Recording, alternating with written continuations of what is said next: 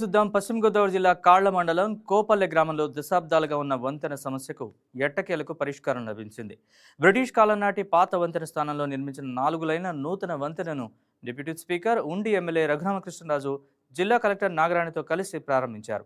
వంతెన నిర్మాణం ప్రారంభించిన 5 నెలల్లోనే పనులు పూర్తి చేసి ప్రజలకు అందుబాటులోకి తీసుకొచ్చామని రఘురామకృష్ణరాజు తెలిపారు. భీమవరానికి చెందిన ప్రముఖ వైద్యుడు డాక్టర్ ఎల్లాప్రగడ సుబ్బారావు పేరును వంతెనకు నామకరణం చేస్తున్నట్లు వెల్లడించారు. కొత్త వంతెనతో ఈ ప్రాంత ప్రజల రాకపోకలకు ఇబ్బందులు తొలగనున్నాయని ఆయన అన్నారు. ఈ కోపెల్ల వంతెన అనేది ఎప్పుడో ఏనాడు బ్రిటిష్ కాలంలో కట్టిన తర్వాత మరి ప్రజలందరూ కూడా ఎంతో ఇబ్బంది పడుతున్నారు. ఇది ముఖ్యమైన హైవే. ఇది డైలీ వేల వాహనాలు ఈ దారి గుండా వెళ్ళటం చాలా ఇబ్బంది పడే పరిస్థితి.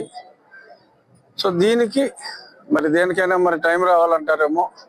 ఎన్నో దశాబ్దాల సమస్య. దానికి అతి తక్కువ కాలంలో పనులు మొదలుపెట్టిన 5వ నెలలో ఈరోజు ఒక బ్రిడ్జ్ మనం ప్రారంభించడం, త్వరలో అప్రోచ్ రోడ్లు అన్నీ కంప్లీట్ అయిన తర్వాత భారీగా మొత్తం అంతా కలిపి ప్రారంభోత్సవం ఘనంగా చేసుకుందాం. ఈ రోజు నుంచి ఈ బ్రిడ్జ్ మీద రాకపోకలన్నీ ప్రారంభం అవుతాయి. ఇందుకు సహకరించిన రాష్ట్ర ప్రభుత్వానికి, R&B శాఖ వారికి, అలాగే జిల్లా అడ్మినిస్ట్రేషన్ సహకారం లేనిదే ఏ పని ముందుకు జరగదు. ఇప్పుడు భీమవరానికి ఇది ఒక అత్యంత ముఖ్యమైన, మనకిప్పుడు ఏలూరుపాడు, కైకలూరు ఈ రోడ్డు అదంతా కూడా విజయవాడకి వెళ్ళడానికి షార్ట్ కట్ రూట్ అవుతుంది. దానికి ఇది ఒక ఇంపార్టెంట్ లింక్గా మారబోతుంది.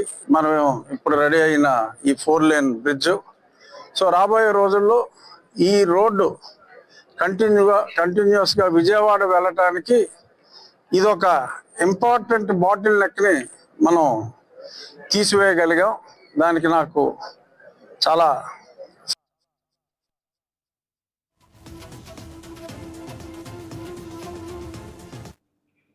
రాజమండ్రి కార్పొరేషన్ కార్యాలయంలో దిశ సమావేశం జరిగింది. ఈ భేటీకి ఎంపీ దగ్గుబాటి పురంధేశ్వరి, ఎమ్మెల్యేలు గోరంట్ల బుచ్చయ్య చౌదరి, నల్లమిల్లి, వేగుళ్ల జోగేశ్వరరావు హాజరయ్యారు. ప్రతి 4 నెలలకు ఒకసారి ఎంపీల ఆధ్వర్యంలో దిశ సమావేశం జరుగుతుందని, కేంద్ర ప్రభుత్వ పథకాల అమలు తీరును సమీక్షిస్తామని పురంధేశ్వరి తెలిపారు.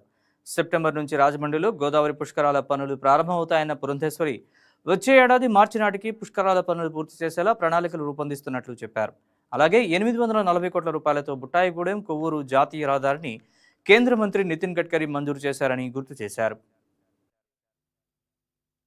కేంద్ర ప్రభుత్వం ప్రవేశపెట్టినటువంటి పథకాలు ఏవైతే క్షేత్రస్థాయిలో వాటిని ఇంప్లిమెంట్ కావాలో అవి సవ్యంగా ఇంప్లిమెంట్ అవుతున్నాయా కాదా, అర్హులైనటువంటి లబ్ధిదారులకి లబ్ధి చేకూరుతున్నదా లేదా, ఈ విషయాలన్నింటినీ కూడా ఒకసారి సమీక్షించుకోవడానికి ప్రజాప్రతినిధులతోటి ఈ కార్యక్రమం నిర్వహించడం అనేది ఆనవాయితీగా వస్తున్నటువంటి విషయం. ఇది కేంద్ర ప్రభుత్వం యొక్క డైరెక్షన్స్ కి అనుగుణంగా ఈ యొక్క కార్యక్రమం ప్రతి 4 నెలలకు ఒకసారి నిర్వహించాలి అని చెప్పి కేంద్ర ప్రభుత్వం డిసిషన్ తీసుకుంది. ఎందుకంటే కేంద్రం ఢిల్లీలో ఉన్న తర్వాత ఇక్కడ క్షేత్రస్థాయిలో ఉన్నటువంటి విషయాలు వారి దృష్టికి రావాలి. ప్లస్ ఈ ప్రోగ్రామ్స్ లో ఏమన్నా లోపాలు ఉన్నట్లయితే వాటిని ఏ విధంగా సవరించుకోవాలి అనేటువంటి విషయాల్ని వారు సమీక్షించుకోవడానికి ఎంపీస్ ఎవరైతే ఉంటారో వారి ఆధ్వర్యంలో ఈ కార్యక్రమం నిర్వహించబడుతుంది. అయితే ఈ కార్యక్రమానికి అధికారులతో పాటు ప్రజాప్రతినిధులు, ఇక్కడ మీరు ఎమ్మెల్యేలు అందరూ కూడా ఇక్కడికి వచ్చారు. క్షేత్రస్థాయిలో వారు ఉంటారు కాబట్టి అక్కడ లోపభూయిష్టమైనటువంటి విషయాలు ఏమన్నా ఉన్నట్లయితే ఈ సమీక్ష కార్యక్రమంలో వారు తెలియజేయడం, దాన్ని మేము రెజల్యూషన్స్ లో కావచ్చు, మినిట్స్ లో కావచ్చు పెట్టి వాటిని కేంద్ర ప్రభుత్వానికి పంపించడం, కేంద్ర ప్రభుత్వం వీటి మీద నిర్ణయం చేయడం అనేది జరుగుతూ వస్తున్నటువంటి విషయం. కనుక ఇవాళ ఆ రకంగా చూసినట్లయితే వ్యవసాయానికి సంబంధించి ఏవైతే కార్యక్రమాలు కేంద్ర ప్రభుత్వం ప్రవేశపెట్టిందో, ఫసల్ బీమా యోజన కావచ్చు, సాయిల్ హెల్త్ కార్డ్ కావచ్చు, ఇటువంటి కార్యక్రమాలని సంబంధించి అటు అగ్రికల్చర్, అదేవిధంగా DRDA, ఇది చాలా వరకు కూడా నైపుణ్యాభివృద్ధితో ముడిపడినటువంటి ఒక డిపార్ట్మెంట్ కాబట్టి అది, దానికి తోడు ఇరిగేషన్ ఒకటి, మనందరికీ తెలుసు ఇప్పుడు ప్రధానంగా మనకి రైతులకి రూరల్కి వచ్చేటప్పటికి చాలా చాలా అవసరం. దానికి తోడు ఇప్పుడు పుష్కరాలు కూడా వస్తున్నటువంటి సందర్భంలో ఇరిగేషన్, అదేవిధంగా మన మున్సిపాలిటీ సమీక్ష, ఇవన్నీ కూడా ఒక 10-12 డిపార్ట్మెంట్స్ ఇప్పటికే సమీక్ష అనేది చేసుకోవడం జరిగింది.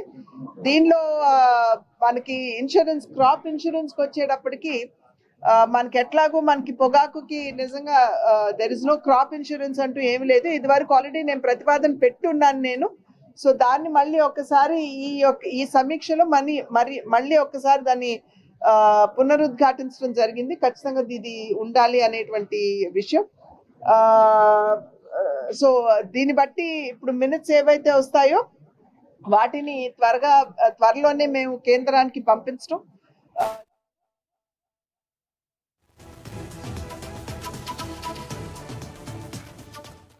పశ్చిమ బెంగాల్ తీరంలో సురక్షితంగా గుర్తించబడిన 7 మత్స్యకారులను స్వస్థలాలకు తరలించేందుకు ఏర్పాట్లు చేస్తున్నామని అంబేద్కర్ కోనసీమ జిల్లా కలెక్టర్ మహేష్ కుమార్ తెలిపారు. అల్లవరం మండలం ఓడలరేవు ఫిష్ ల్యాండింగ్ సెంటర్ నుంచి ఆగస్టు 3న చేపల వేటకు వెళ్లి అదృశ్యమైన 7 మత్స్యకారులు పశ్చిమ బెంగాల్ తీరంలో సురక్షితంగా ఉన్నట్లు గుర్తించామని ఆయన చెప్పారు. 15 రోజుల డీప్ సీ ఫిషింగ్ కోసం ముత్యాలమ్మ బోట్లో 7 మత్స్యకారులు సముద్రంలోకి వెళ్లారని, ఆ తర్వాత కొద్దిసేపటికే కుటుంబ సభ్యులతో కమ్యూనికేషన్ నిలిచిపోయిందని, బోటు నుంచి ఎలాంటి సమాచారం అందకపోవడంతో మిస్సింగ్ కేసు నమోదు చేసి navy, coast guard, marine police, మత్స్యశాఖ అధికారులతో సమన్వయం చేస్తూ గాలింపు చర్యలు చేపట్టామని వివరించారు. ఈ క్రమంలో పశ్చిమ బెంగాల్లోని దిఘా, శంకర్పూర్ తీర ప్రాంతానికి సమీపంలో మరో మత్స్యకారుల బోటును గుర్తించి అందులో 7గురితో సంప్రదింపులు జరిపిందన్నారు. అనంతరం స్థానిక మత్స్యకారుల సహకారంతో బోటును సురక్షితంగా తీరానికి తీసుకొచ్చినట్లు తెలిపారు. బోటులో సాంకేతిక సమస్యలు తలెత్తడంతో సముద్ర ప్రవాహం, గాలివాటం కారణంగా బోటు పశ్చిమ బెంగాల్ తీరం వైపు చేరుకున్నట్లు తెలుస్తోందని కలెక్టర్ తెలిపారు. 7 మత్స్యకారులు సురక్షితంగా, ఆరోగ్యంగా ఉన్నారని, వారికి అక్కడ వైద్య పరీక్షలు నిర్వహించినట్లు చెప్పారు. ఒక ఫిషింగ్ బోట్, అది నేమ్డ్ ముత్యాలమ్మ అనే fishing boat. It was registered in Komaragiripatnam, Allavaram మండలంలో, Kopanati Ramakrishna Varma. So this is the owner of the boat. So we'll along 6 members others. So మొత్తం crew 7 members 3rd August కి they have started for a 15 days deep fishing కోసం అని start అయ్యారు from Odalarevu fish landing centre నుంచి. So after morning session around 11 o'clock కి start అయిన తర్వాత around afternoon 2 o'clock కల్లా దే హ్యావ్ కంప్లీట్లీగా డిస్కనెక్ట్ అయిపోయారు ఫ్రమ్ దేర్ ఫ్యామిలీ మెంబర్స్ నుంచి కావచ్చు. అండ్ వాళ్ళ దగ్గర కూడా ఏవైతే కాంటాక్ట్ చేయాల్సిన మెషిన్స్ ఉన్నాయో అవన్నీ కూడా ట్రై చేశారు, but they couldn't contact. So third రోజు నుంచే మార్నింగ్ నుంచే వాళ్ళు కంప్లీట్గా డిస్కనెక్ట్ అయిపోయి ఉన్నారు. సో యాక్చువల్గా వాళ్ళు వెళ్ళింది 15 daysకి. సో 15 daysకి సరిపడా కావాల్సిన రేషన్ కావచ్చు, డీజిల్, వాటర్, సో కావాల్సిన బేసిక్ రిక్వైర్మెంట్ అదంతా కూడా తీసుకొని వెళ్ళారు. సో బట్ ఆఫ్టర్ 4th నుంచి కూడా డిస్కనెక్ట్ అయిపోయిన తర్వాత, so around 17th we got a complaint from their brother. So ఎవరైతే బోట్ ఓనర్ బ్రదర్ ఉన్నారో అతను వచ్చి కంప్లైంట్ చేయడం జరిగింది. That's on 14th, saying that మాకు ఆల్మోస్ట్ ఒక 10 days నుంచి డిస్కనెక్ట్లో ఉన్నారు. So then we have registered a FIR missing complaint on it. Then we have started intimating coast guard కావచ్చు, నేవీ వాళ్ళకి కావచ్చు, ఆల్రెడీ ఇంటిమేట్ చేయడం జరిగింది. So they are repeated rescue operations అవన్నీ కూడా చేశారు. సో ఫైనల్గా yesterday there was a breakthrough. So roughly at around yesterday morning session 26th ki nearby coast of West Bengal. So as a part of these operations, so already we got intimation from government, state government nunchi and government of India nunchi andarni alert cheyadam jarigindi.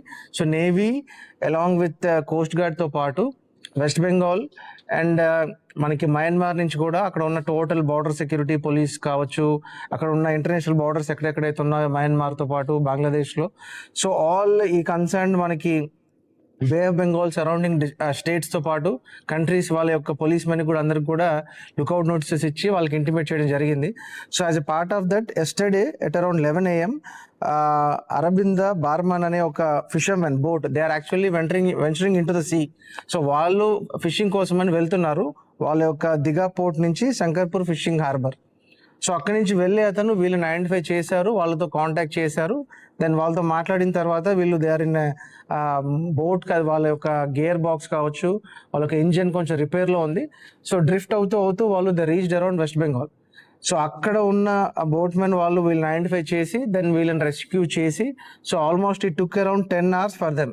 So morning 11 o'clock identify చేసిన తర్వాత వాళ్ళతో మాట్లాడిన తర్వాత వాళ్ళని వీళ్ళ బోట్కి కట్టుకొని వీళ్ళ యొక్క పోర్ట్కి ఫిష్ ల్యాండింగ్ సెంటర్కి తీసుకెళ్ళడానికి దగ్గర దగ్గర ఒక 10 గంటలు పట్టింది. So by evening 4:35 slowly we got the information. So by 10 o'clock.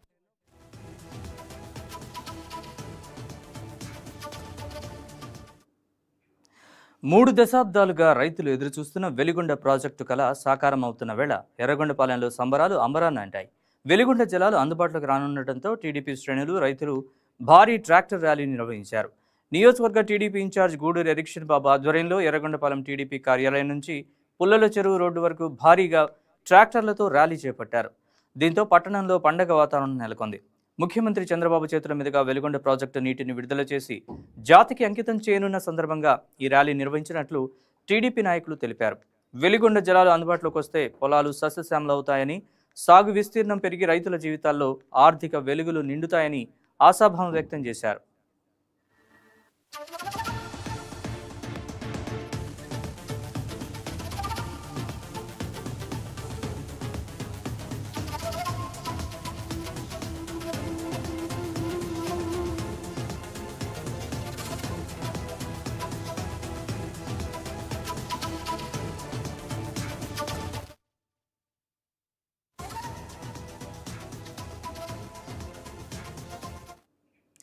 Chittoor జిల్లా గంగాధర నెల్లూరు నియోజకవర్గానికి చెందిన టీడీపీ సీనియర్ నాయకుడు మాజీ కార్పొరేటర్ చెరుకూరి వసంత్ కుమార్ కుటుంబాన్ని సీఎం చంద్రబాబు పరామర్శించారు. వీడియో కాల్ ద్వారా వసంత్ భార్య శిల్ప పిల్లలతో మాట్లాడిన సీఎం వారికి ధైర్యం చెప్పారు. వసంత్ మృతి తనను తీవ్ర దిగ్భ్రాంతి గురిచేసిందన్నారు. కుటుంబానికి అన్ని వేళలా అండగా ఉంటామని భరోసా ఇచ్చారు. పిల్లల్ని బాగా చూసుకోవాలని, కుటుంబానికి అండగా నిలవాలని ఎమ్మెల్యే గురజాల జగన్మోహన్కు సీఎం సూచించారు. నమస్తే అండి. నమస్తే సార్. నమస్కారం. నమస్తే ముసలి గారు. సరే అమ్మా, చాలా ఫిషడం జరిగింది. బ్యాడ్ లక్ అమ్మా. అంతకుముందు ఏమైనా కంప్లైంట్ ఉందమ్మా? లేదు సార్, ఏ హెల్త్ కంప్లైంట్ లేదు సార్. కొంచెం టెన్షన్ లో ఉన్నారని అయితే మాత్రం తెలిసింది. అంటే ఎట్లమ్మా? ఒక 2 నెలలుగా కొంచెం ఎందుకో కొంచెం టెన్స్డ్ గా అయితే ఉన్నారు, కానీ నాకు అన్ని వివరాలు తెలియదు సార్. నాకు కానీ ఇంత ఇలా స్ట్రోక్ వచ్చే పరిస్థితి వస్తుందని అసలు అనుకోలేదు సార్. ఏదో మామూలు టెన్షన్స్ ఏవో ఉంటాయి కదా అనుకున్నాం, కానీ 6 నెలల ముందే చెకప్ చేయించుకున్నారు. బ్లడ్ చెకప్ అన్ని మామూలుగానే ఉన్నాయి. మరి ఎంత స్ట్రోక్ వచ్చాడంటే అసలు అనుకోలేదు సార్. సరే అమ్మా, ధైర్యంగా ఉండాలి. ఒకసారి లైఫ్ అమ్మ డెస్టినీ ఎవరు మార్చలేం. మీరు ధైర్యంగా ఉండాలి. మీరు ధైర్యంగా ఉండి ఫేస్ చేయాలి పిల్లలు. సరే అమ్మా, ధైర్యంగా ఉన్నా. ఒకసారి కలుస్తాను. నేను వచ్చినప్పుడు ఆడికి జిల్లాకు వస్తాను. ఒకసారి కలుస్తాను. మళ్ళీ అయినాక ధైర్యంగా ఉండండి అమ్మా, నేను మాట్లాడతాను. పిల్లలు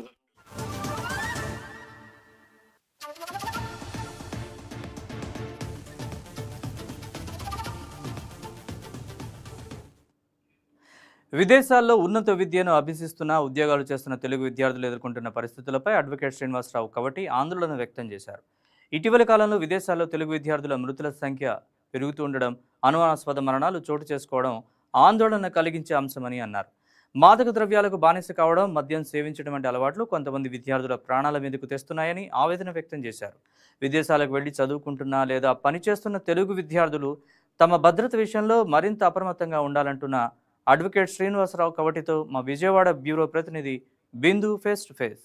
విదేశాల్లో విద్య పేరిట మోసాలు జరుగుతున్నాయని, విదేశాలకు వెళ్ళిన విద్యార్థులు దాదాపు చాలామంది ఆత్మహత్యలు గురవ్వడం కానీ, వివిధ ప్రాబ్లమ్స్తో అయితే ఫారిన్ కంట్రీస్లో విద్యార్థులు ఎదుర్కొంటున్న ప్రతి ఒక్క సమస్యకు సంబంధించి ఈరోజు గొంతు విప్పి మాట్లాడడానికి మనతో పాటు అడ్వకేట్ ఉన్నారు. సార్, అసలు విదేశాల్లో ఆ తెలుగు విద్యార్థుల పరిస్థితి ఏంటి, అసలు ఎలా ఉంది? అంటే ఓవరాల్గా చూస్తే బాగానే ఉందమ్మా. బట్ కొన్ని మనం మీడియాలో చూసి కొంచెం స్పందిస్తాము. అంటే మన వాళ్ళు ఒకవేళ చాలాసార్లు ఏంటంటే ఇక్కడ మనం ఒక సెమిస్టర్ ఫీజు తీసుకొని వెళ్తారు, 2వ సెమిస్టర్ 3వ సెమిస్టర్ 4th సెమిస్టర్ మీరు ఫీజులు కట్టుకోవచ్చు అని మనకు ఒక అపోహ. అక్కడ పని చేసుకోవచ్చు అని. అంటే ఈ మధ్యకాలంలో ఏంటంటే అంటే అమెరికాలో చూసుకుంటే ట్రంప్ గారు వచ్చిన తర్వాత కాస్త ఇమిగ్రేషన్ కస్టమ్ ఎన్ఫోర్స్మెంట్ పోలీస్ ఆఫీసర్ని ఎక్కువ హైర్ చేశాడు. ఆయన బిలియన్స్ ఆఫ్ డాలర్స్ ఇచ్చి ఎక్కువ పోలీసు వాళ్ళని హైర్ చేశాడు. సో వాళ్ళు డిఫరెంట్ సిటీస్కి వెళ్ళి వాళ్ళు చూస్తున్నారు, అంటే రెస్టారెంట్స్కే కానీ అక్కడిక్కడికి వెళ్ళి వీళ్ళకు మన వాళ్ళకు అవుట్ సైడ్ ద క్యాంపస్ పనిచేసే అర్హత ఉండదు స్టూడెంట్స్కి. సో అలాంటప్పుడు ఏమవుతుందంటే ఇలాంటి ఇబ్బందులు ఎదురైనప్పుడు, వాళ్ళకు కేసులు అయినప్పుడు ఇంట్లో చెప్పుకోలేరు, అంటే ఫీజులు కట్టుకోలేరు, బోల్డెన్ లోన్స్ ఉంటాయి. అలాంటప్పుడు కూడా కొంత వాళ్ళు అంటే డ్రింకింగ్ కానీ కొంచెం డ్రగ్స్ తీసుకొని డిప్రెషన్లోకి పోతున్నారు. అదొక కారణం. సార్ మీరు ఇవన్నీ చెప్తున్నారు, ఇట్లాంటి పరిస్థితులు అక్కడ విద్యార్థులు ఎదుర్కొన్నారు. ఏమన్నా సెన్సస్ ప్రకారం చెప్తున్నారా అక్కడ ఇన్వెస్టిగేషన్ తర్వాత? ఇప్పుడు అక్కడ ఏంటంటే అండి, ఇప్పుడు అన్ని పబ్లిక్ ఇన్ఫర్మేషన్, అక్కడ అమెరికాలో అంతా public information, we can get the information online. అంటే లాయర్గా కొంత మాకు రీసోర్సెస్ ఉంటాయి, తెలుసుకుంటాం. అదొక కారణము. రెండో కారణం ఏంటంటే నేను ఇంతకుముందు చెప్పినట్టుగా చాలామంది స్టూడెంట్స్ ఏమవుతుందంటే కొంత క్లాసులలో వాళ్ళు కోపప్ అవ్వకుండా, అంటే క్లాసులు పోతారు, కోపప్ అవ్వరు, కోపకపోతే వీళ్ళు డ్రగ్స్ తీసుకుంటున్నారు, డ్రింకింగ్ చేస్తున్నారు, అలా కూడా డిప్రెషన్లోకి వెళ్తున్నారు. మూడో కారణం ఏంటంటే వీళ్ళు కొంతమంది స్టూడెంట్స్ 18, 19, 20 ఇయర్స్కి వస్తారు. అక్కడికి వచ్చిన తర్వాత కొంత రిలేషన్షిప్ ప్రాబ్లమ్స్ కూడా అమ్మాయిలతో అవి అలాంటి వాటితో కూడా ప్రాబ్లమ్స్ పడుతున్నారు. ఇవన్నీ ఇంకో నాలుగోది ఏంటంటే ఇప్పుడు ఇక్కడ ఎడ్యుకేషన్ సిస్టమ్, అక్కడ ఎడ్యుకేషన్ సిస్టమ్ వేరు. అక్కడ మాకు యూనివర్సిటీలలో కౌన్సిలర్స్ అని ఉంటారు, వెళ్ళి కౌన్సిలింగ్ చేయించుకుంటే బెటర్ వీళ్ళకి. ఇంకోటి ఏంటంటే అక్కడ లైబ్రరీ, అక్కడ ఫెసిలిటీస్ చాలా ఉంటాయి స్టూడెంట్స్కి. అక్కడ వాళ్ళకు ఈవెన్ ఇన్సూరెన్స్ కూడా ఉంటుంది, స్టూడెంట్స్ ఇన్సూరెన్స్. వాళ్ళకి అలాంటిది ఏమైనా అయినప్పుడు they can go to the doctors and see. కానీ మన వాళ్ళకి ఏంటంటే భయం, పిల్లలకి చెప్పుకోలేరు. కొంతమంది డిప్రెషన్లోకి వెళ్తారు ఇక్కడి నుంచి పేరెంట్స్ దగ్గర వచ్చిన తర్వాత. దాన్ని కల్చర్ షాక్ అని అంటారు. వాళ్ళు చెప్పుకోలేరు, పేరెంట్స్కు చెప్పుకోలేరు, అక్కడ ఎవరికి చెప్పుకోలేరు. సో సతమతం అయ్యి కొంత డిప్రెషన్లోకి వెళ్ళిపోతున్నారు. మీరు ఏదైతే చెప్తున్నారో ఈ మాదక ద్రవ్యాలు తీసుకోవడం కానీ వివిధ కారణాలు అయితే విద్యార్థులు అక్కడ ఫేస్ చేస్తున్నారు. దీనికి అంటే మొత్తానికి సంబంధించి అసలు ఫైనల్గా సొల్యూషన్ ఏం లేదంటారా? సొల్యూషన్ ఉందమ్మా. అంటే ఇప్పుడు మనము we have to take the help of the system. ఇప్పుడు అక్కడ యూనివర్సిటీలో కూడా కౌన్సిలర్స్ ఉంటారు, ఫ్రీగా మాట్లాడవచ్చు మీరు. కౌన్సిలర్స్ అంటే ఎడ్యుకేషన్ కౌన్సిలర్స్ కాకుండా సైకాలజీ కౌన్సిలర్స్ కూడా ఉంటారు. మీకు యూనివర్సిటీలోనే డాక్టర్లు ఉంటారు. ఇవన్నీ కూడా వాళ్ళు వెసులుబాట్లు ఉన్నాయమ్మా. తెలుసుకోవాలి, చేసుకోవాలి. వాళ్ళు తెలుసుకుంటే బెటర్.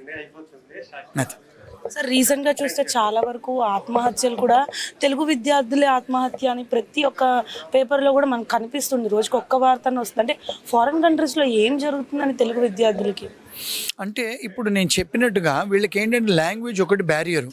మెయిన్ స్ట్రీమ్లో వాళ్ళు కలవరు, తెలుగు స్టూడెంట్స్తోనే ఉంటారు. అట్లా సెక్లూడెడ్ అయిపోయినప్పుడు మీరు ఇప్పుడు ఒంటరిగా ఇప్పుడు మన ఊరికి వచ్చి మనం మాట్లాడుకుంటే 10 మందితో బాధలు మాట్లాడుకుంటాం, తెలుసుకుంటాం.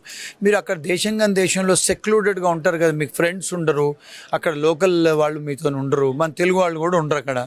సో సెక్లూడెడ్ అయినప్పుడు కూడా డిప్రెషన్ అమ్మా. ఇదంతా సైకలాజికల్ ఇష్యూస్ మాత్రమే. సో చూసారు కదా, అక్కడ అంటే ఫారెన్ కంట్రీస్లో ఉన్న విద్యార్థులు ఇట్లాంటి పరిస్థితులు ఎదుర్కోవడానికి పలు కారణాలు ఉన్నప్పటికీ కూడా ముఖ్యంగా దాంట్లో ముఖ్యమైన కారణాలు అయితే చెప్పడం జరిగింది. ఒకటి లాంగ్వేజ్ బ్యారియర్ అయితే, ఇంకోటి మాదక ద్రవ్యాలు కానీ ఆల్కహాల్ సేవించడం కానీ ఇవన్నిటి కూడా అక్కడ విద్యార్థులు మానసికంగా ఒత్తిడికి గురయ్యి అక్కడ మృతి చెందడం కానీ ఇట్లాంటి ఇష్యూస్లో అయితే ఉంటున్నారని కూడా లాయర్ చెప్తూ ఉన్నారు. అదేవిధంగా పేరెంట్స్ కూడా విద్యార్థుల పట్ల అంటే ఫారెన్లో చదువుకుంటున్నప్పటికీ కూడా అంత చదువుతున్నారని వదిలేయడం కాకుండా కొంచెం కేర్ తీసుకుంటే మంచిది అని కూడా అంటున్నారు. ఇది ఇక్కడ పరిస్థితి. వీడియో జర్నలిస్ట్ విశ్వనాథ్తో బిందు, వైకే న్యూస్, విజయవాడ.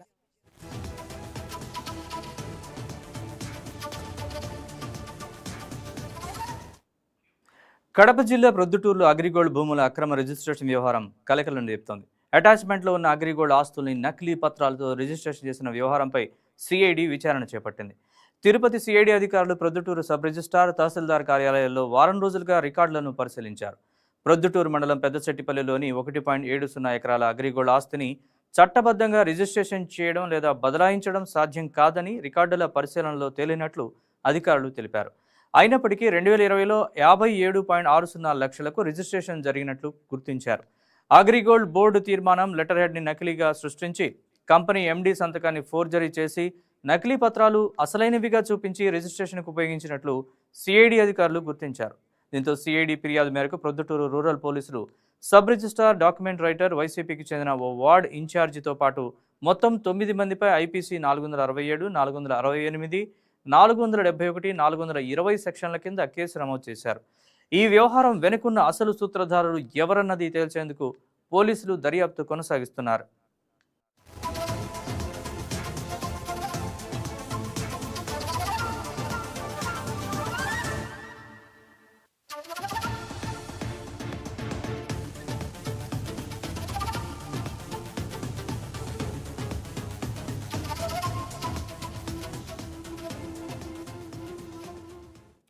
వైద్యం పేరుతో అమాయక ప్రజల ప్రాణాలతో చెలగాటమాడుతున్న నకిలీ వైద్యులపై హైదరాబాద్ పోలీసులు ఉక్కుపాదం మోపుతున్నారు. ప్రజారోగ్య పరిరక్షణలో భాగంగా ప్రత్యేక నిఘా పెట్టిన నగర పోలీసులు అర్హతలు లేకుండా వైద్యం చేస్తున్న 12 మంది నకిలీ వైద్యుల్ని గుర్తించి చట్టపరమైన చర్యలు తీసుకున్నారు. ఎలాంటి కనీస వైద్య పరిజ్ఞానం లేకపోయినా అసలైన వైద్యులా నటిస్తూ యాంటీబయాటిక్స్, స్టెరాయిడ్స్, బీపీ, షుగర్ మందులతో పాటు ఇంజెక్షన్లు, సెలైన్లు ఇస్తున్నారని సిపి విసి సజ్జనార్ తెలిపారు. క్లినిక్లు, ఆసుపత్రులకు వెళ్లినప్పుడు డిఎంహెచ్ఓ జారీ చేసిన రిజిస్ట్రేషన్ సర్టిఫికేట్, వైద్యుల బోర్డులపై టీఎస్ఎంసీ రిజిస్ట్రేషన్ నెంబర్ ఉందో లేదో తప్పనిసరిగా తనిఖీ చేయాలని ప్రజలకు సూచించారు. వైద్యుల అర్హతలపై అనుమానం ఉంటే అధికారిక వెబ్సైట్లో వివరాలు పరిశీలించాలని, అవసరమైతే సెకండ్ ఒపీనియన్ తీసుకోవాలని కోరారు. నకిలీ వైద్యుల సమాచారం తెలిస్తే వెంటనే 112కు లేదా సమీప పోలీస్ స్టేషన్కు సమాచారం ఇవ్వాలని సిపి సజ్జనార్ విజ్ఞప్తి చేశారు. హైదరాబాద్ పోలీసు ప్రజల ఒక ఆరోగ్య కాపాడడానికి అట్లానే పబ్లిక్ హెల్త్ ని దృష్టిలో పెట్టుకొని ఆల్రెడీ కల్తీ ఆహార పైన చాలా ఉక్కుపాదం మోపడం జరిగింది. ఇంకోటి సమస్య కూడా మా దృష్టికి రావడం జరిగింది. గత 2 రోజుల నుంచి సిటీలో ఉన్న ఈ నకిలీ డాక్టర్స్ పైన మనము ఉక్కుపాదం మోపడం జరిగింది. చెక్ చేస్తే దాదాపు 12 నకిలీ డాక్టర్స్ ని ఐడెంటిఫై చేయడం జరిగింది. ఈ నకిలీ డాక్టర్స్ వాళ్ళు ఆల్మోస్ట్ ఒరిజినల్ డాక్టర్స్ గా బిహేవ్ చేస్తూ అంతా యాంటీబయాటిక్స్ ఇవ్వడము, యాంటీ హైపర్ టెన్సివ్ డ్రగ్స్ ఇవ్వడము, యాంటీ డయాబెటిక్ డ్రగ్స్ ఇవ్వడము, కొన్ని చోట్ల స్టెరాయిడ్స్ ఇవ్వడము, కొన్ని చోట్ల మీకు ఇంజెక్షన్ చేయడము, సలైన్ ఎక్కించడం అంతా చేయడం మా దృష్టికి రావడం జరిగింది. దీనివల్ల మన లంగ్స్ కి ఎఫెక్ట్ కావడం జరుగుతుంది, హార్ట్ కి, కిడ్నీస్ కి చాలా ఎఫెక్ట్ కావడం జరుగుతుంది. వీళ్ళకు ఎలాంటి ఒక జ్ఞానం లేకపోవడం వల్ల వాళ్ళు 1 రోజు 2 రోజు వాడే మందుని కూడా వాళ్ళు 5 రోజు వాడండి, 10 రోజు వాడండి, 1 మంత్ వాడండి అని చెప్పడంతో కూడా చాలా మంది తర్వాత చాలా నష్టపోయిన సందర్భం కూడా వాళ్ళకు ముఖ్యంగా తెలియకుండానే ఈ ఒక నష్టం కావడం జరుగుతుంది. సో అందుకు మనము డాక్టర్స్ ఉన్నారు, వాళ్ళ పైన ఉక్కుపాదం మోపడం జరుగుతుంది. ఇంకా సిటీలో ఉన్న వేరే చోట్ల కూడా ఇలాంటి వాళ్ళ పైన కూడా మనము ఇంకా చెక్ చేయడం జరుగుతుంది. అట్లానే మనము ప్రజలందరూ కూడా కోరుతున్నాను, మీరందరూ కూడా చాలా అప్రమత్తం ఉండాలని చెప్పి నేను కోరుతున్నాను. ఎందుకంటే ఏదో ఒక క్లినిక్, ఒక హాస్పిటల్ ఓపెన్ చేయాలంటే డిస్ట్రిక్ట్ మెడికల్ హెల్త్ ఆఫీసర్ ద్వారా వాళ్ళందరూ కూడా ఒక రిజిస్ట్రేషన్ సర్టిఫికేట్ తీసుకోవాలి. అది కూడా రిసెప్షన్ దగ్గర ప్రామినెంట్గా వాళ్ళు డిస్ప్లే చేయాలి. డాక్టర్స్ పేరు కింద వాళ్ళు డిగ్రీతో పాటు వాళ్ళు Telangana state medical council TSMC ఇచ్చే ఒక రిజిస్ట్రేషన్ నంబర్ కూడా వాళ్ళు డిస్ప్లే చేయాలి. సో దట్ పబ్లిక్ ఏమాదిరి అనుమానం వస్తే వాళ్ళు పోయి రిజిస్ట్రేషన్ ఆన్లైన్ tsmc.in చెప్పి మనం ఆ వెబ్సైట్కి వెళ్ళి అక్కడ డాక్టర్ సర్చ్ అని చెప్పి ఫలానా డాక్టర్ ఫలానా అనే నంబర్ అని చెప్పి మనం తీసుకుని మనము టైప్ చేస్తే ఆయనకు ఉన్న డీటెయిల్స్ రావడం జరుగుతుంది. ఆ డీటెయిల్స్ రావడం లేదంటే మీరు ఆయన నకిలీ డాక్టరు. సో ప్రజలందరూ కూడా అట్లానే మీరు కొన్నిసార్లు మీరు అక్కడ ప్రజలు ఒక నకిలీ డాక్టర్ ఒక బిహేవియర్ కూడా మీకు అర్థమవుతుంది, లేదంటే ఆయన చుట్టూ పని చేసే వాళ్ళు కూడా వాళ్ళ ఒక బిహేవియర్ చూస్తే కూడా అవుతుంది. ఇక్కడ అనుమానం వస్తే please have a second opinion. మీరు కూడా మీకు తెలిసిన డాక్టర్స్ కావచ్చు, ఎందుకంటే చాలా ఫ్యామిలీస్ కూడా ఈ మధ్యలో చాలా మంది డాక్టర్స్ ఉన్నారు, తెలిసిన వాళ్ళు ఉంటారు. వాళ్ళు ఒకసారి అడగండి, ఇట్లా నేను వెళ్ళాను, ఈ మందు ఇచ్చారని చెప్పి. తీవ్రమైన నష్టం జరిగేది కూడా మీరు ఆపొచ్చు, మీకు కూడా తెలుసుకోవచ్చు. ఇలాంటి నకిలీ డాక్టర్ సమాచారం ఉంటే మీరందరూ కూడా ప్లీజ్ డయల్ 112కి లేదంటే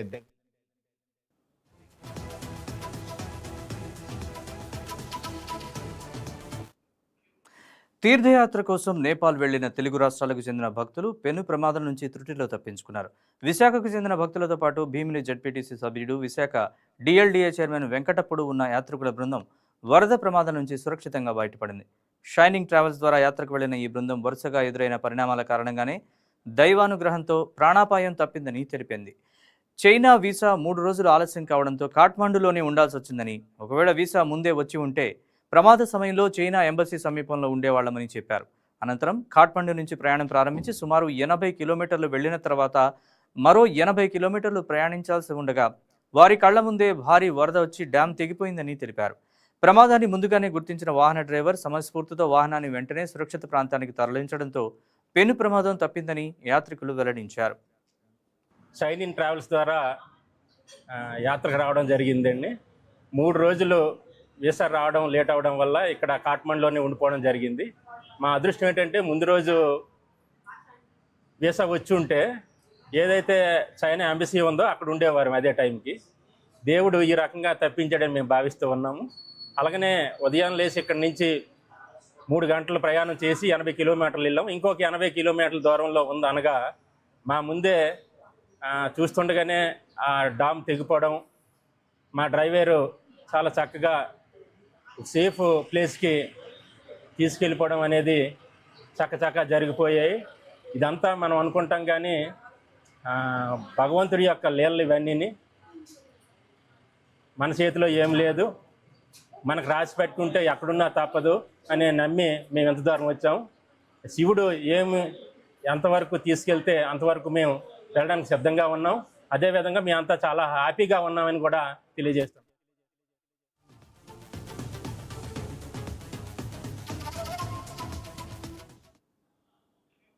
నంద్యాల జిల్లా శ్రీశైలం మల్లన్న భక్తులకు దేవస్థానం గుడ్ న్యూస్ చెప్పింది.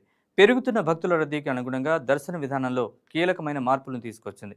సామాన్య భక్తులకు ప్రత్యేక సమయాల్లో స్పర్శ దర్శనాలు కల్పిస్తూనే వీఐపీలు, వీవీఐపీలకు ప్రత్యేక టైం స్లాట్ విధానాన్ని అందుబాటులోకి తీసుకొచ్చింది. తిరుమల తరహాలో ప్రత్యేక సాఫ్ట్వేర్, ఆన్లైన్ ఓటీపీ విధానాన్ని అమలు చేస్తోంది. ప్రోటోకాల్ దర్శనానికి 48 గంటల ముందుగానే లేఖల్ని దేవస్థానానికి పంపించాలి. అనంతరం సంబంధిత వీఐపీ, వీవీఐపీ వాట్సాప్ నంబర్కు టికెట్ లింక్ పంపించి ఓటీపీ వెరిఫికేషన్, ఆన్లైన్ చెల్లింపుల ద్వారా టికెట్ పొందేలా ఏర్పాట్లు చేశారు. దీంతో కౌంటర్ల వద్ద గంటల తరబడి వేచి ఉండాల్సిన అవసరం లేకుండా దర్శన టికెట్ నేరుగా మొబైల్లోనే అందుబాటులోకి రానుంది. మరోవైపు సామాన్య భక్తులకు కూడా రద్దీకి అనుగుణంగా విడతల వారీగా దర్శనాలు కల్పిస్తున్నారు. క్యూ లైన్లలో రద్దీ, తోపులాటలు తగ్గించి భక్తులకు సాఫీ దర్శనం కల్పించడమే లక్ష్యంగా ఈ మార్పులు చేపట్టారు. కొత్త విధానంతో మల్లన్న దర్శనం మరింత సులభతరం కానుందన్న ఆశాభావం వ్యక్తమవుతోంది. శ్రీశైల దేవస్థానంలో భక్తుల సంఖ్య రోజు రోజుకు గణనీయంగా పెరుగుతూ వస్తుంది.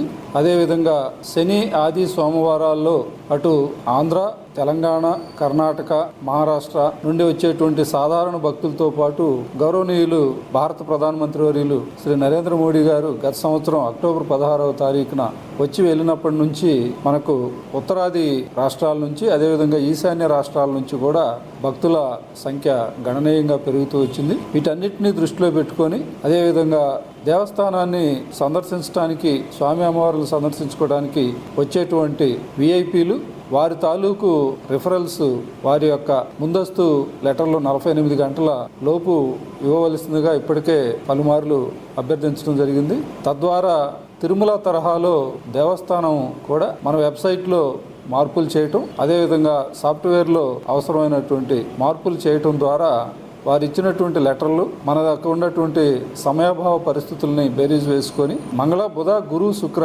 అదేవిధంగా శని, ఆది, సోమ 3 రోజులు వీటికి ప్రత్యేకించి అదేవిధంగా టైం స్లాట్ ఆన్లైన్లో మనం స్పర్శ దర్శనానికి సంబంధించి అదేవిధంగా సేవా టికెట్లు ఎప్పటికప్పుడు కోటా రిలీజ్ చేస్తూ వస్తాం. అలా కాకుండా ఈ విఐపి అదేవిధంగా విఐపి రిఫరల్స్ వారికి మనం లిమిటెడ్ స్పర్శ అదేవిధంగా మనకు ఆఫ్లైన్లో మాత్రమే ఇవ్వటానికి ఇప్పటి వరకు అవకాశం ఉంది. దాన్ని ముందస్తుగా మనం ఇప్పుడు రిజిస్ట్రేషన్ చేసుకున్నప్పుడు ఏ భక్తుడైతే మరి స్వయంగా వచ్చేటువంటి విఐపి అదేవిధంగా విఐపి రిఫరల్ తోటి వచ్చేటువంటి వారికి కూడా ఆ మొబైల్ నంబర్ ఏదైతే వారు ఇస్తారో ఆ నంబర్కి మొదట రిజిస్ట్రేషన్ జరిగినట్లుగా ఒక మెసేజ్ పోతుంది.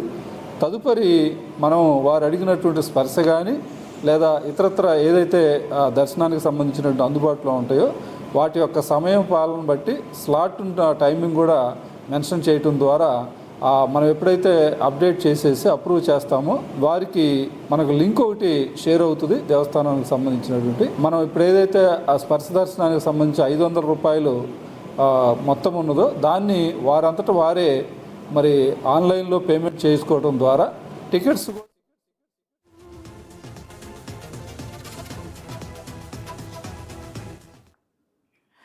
కాకినాడ జిల్లా పిఠాపురం మండలం చిత్రాడలో లాఖీ పౌర్ణమి సందర్భంగా లక్ష్మీ నరసింహస్వామి ఆలయంలో కలశాల పూజను ఘనంగా నిర్వహించారు. వివిధ ప్రాంతాల నుంచి తీసుకొచ్చిన నీటితో కలశాలను నింపి భక్తులు గ్రామంలో పాదయాత్రగా ఆలయానికి చేరుకుని స్వామివారికి అభిషేకం నిర్వహించారు.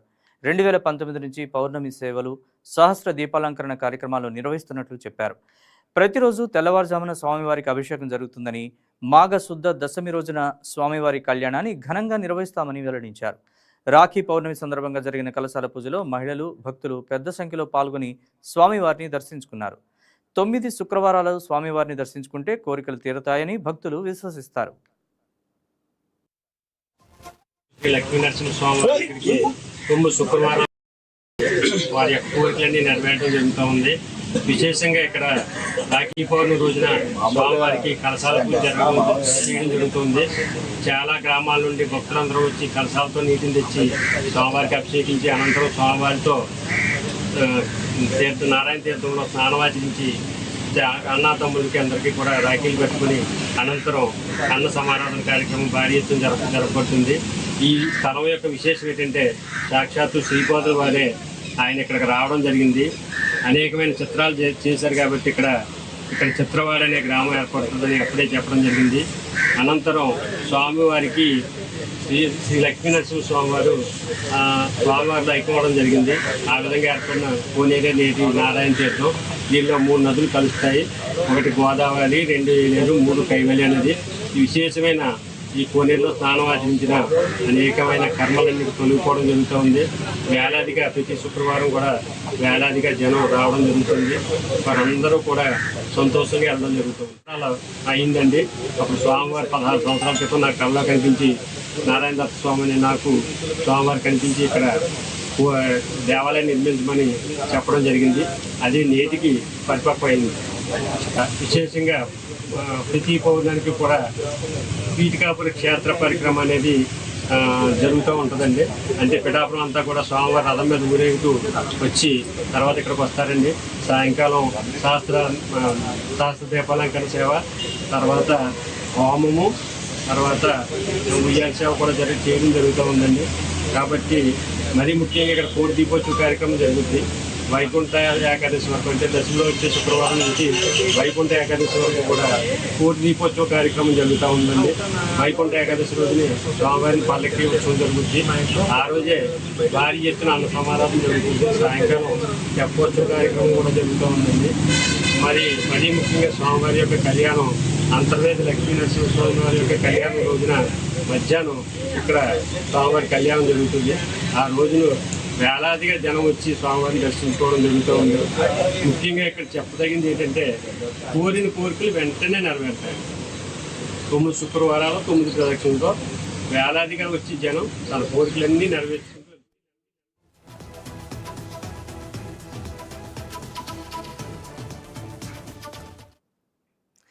శ్రీకాకుళం జిల్లాలో ఓ ఆలయంలో భారీ చోరీ కలకలం రేపుతోంది. పాత్రుని వలసలోని శ్రీ విజయదుర్గ అమ్మవారి ఆలయంలో అర్ధరాత్రి దుండగులు చోరీకి పాల్పడ్డారు. ఆలయ తాళాలు పగలగొట్టి అమ్మవారి ఆభరణాలను అపహరించారు. సుమారు 2 తులాల బంగారం, 4 కేజీల వెండి ఆభరణాలు చోరీకి గురైనట్లు తెలుస్తోంది. అంతేకాదు ఆలయంలోని సీసీ కెమెరాలను ధ్వంసం చేసిన దుండగులు వాటిని బావిలో పడేశారు. సమాచారం అందుకున్న పోలీసులు క్లూస్ టీమ్ డాగ్ స్క్వాడ్తో ఆలయంలో ఆధారాలు సేకరిస్తున్నారు. ఈ ఘటనపై కేసు నమోదు చేసిన పోలీసులు దర్యాప్తు చేపట్టారు.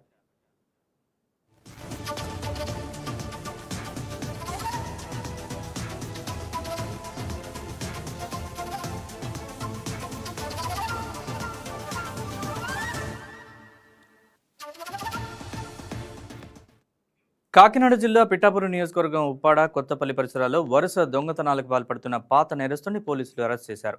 ఈ నెల 15న ఉప్పాడ సెంటర్లోని వైన్స్ దుకాణం పైకప్పు రేకులు తొలగించి లోపలికి ప్రవేశించిన దుండగుడు నగదు, టాబ్లెట్లు, మొబైల్ ఫోన్లు దొంగిలించినట్లు పోలీసులు తెలిపారు. అదే రాత్రి బార్బర్ షాప్, కిరాణా షాప్, చికెన్ షాప్, హార్డ్వేర్ షాపుల్లోనూ పైకప్పు తొలగించి చోరీలకు పాల్పడ్డాడని వెల్లడించారు. ఉప్పాడలోని నిర్మాణంలో ఉన్న భవనం వద్ద అనుమానాస్పదంగా తిరుగుతున్న వ్యక్తిని అదుపులోకి తీసుకున్నారు. అతన్ని బాపట్ల జిల్లా చీరాల మండలం ఈపురుపాలెంకు చెందిన గంగిరి అశోక్గా గుర్తించారు. నిందితుడి వద్ద నుంచి 7,000 నగదు, 3 మొబైల్ ఫోన్లు స్వాధీనం చేసుకున్నారు. అశోక్పై గతంలో సుమారు 13 దొంగతనం కేసులున్నట్లు పోలీసులు తెలిపారు. Pithapuram circle Uppada Kothapalli police station పరిధిలోని 15/8/26 తారీఖు రాత్రి వరుస దొంగతనాలు అనేటువంటి దాని మీద మాకు ఫిర్యాది రావటం జరిగింది. ఆ ఫిర్యాది సిరిపిన దుర్గాప్రసాద్ ఈ సెల్ ఫోను షాపు తందే. ఆ ఎంఓ కూడా మనకి పైనుంచి రేకుల షెడ్డు ఉంటే ఆ రేకులన్నీ కూడా గజ్జం పెట్టి లోనకి దిగిన తర్వాత ముద్దాయి అయినటువంటి ఎవరైతే ఉన్నారో 2 సెల్ ఫోన్లు 2 తర్వాత అలాగే 2,000 రూపాయలు, తర్వాత ట్యాబులు ఇవన్నీ కూడా దొంగతనంగా తీసుకుని అలాగే మార్కెట్లో ఉన్నటువంటి ఒకటి బార్బర్ షాపు హోల్ చేయటం, అందులో కూడా చిల్లర తీసుకుని వెళ్ళటం, అలాగే కిరాణా షాపులో కూడా రేకులు బెజ్జం పెట్టుకుని కిందకి దిగటం, అలాగే అమీనాబాద్లో చికెన్ షాపు, తర్వాత హార్డ్వేర్ షాపు ఇవన్నీ కూడా జరిగిన తర్వాత మా జిల్లా ఎస్పీ గారు అయినటువంటి బిందు మాధవ్ గారి ఆదేశానుసారం ఆ తర్వాత సెల్ ఫోన్ సంబంధించినటువంటి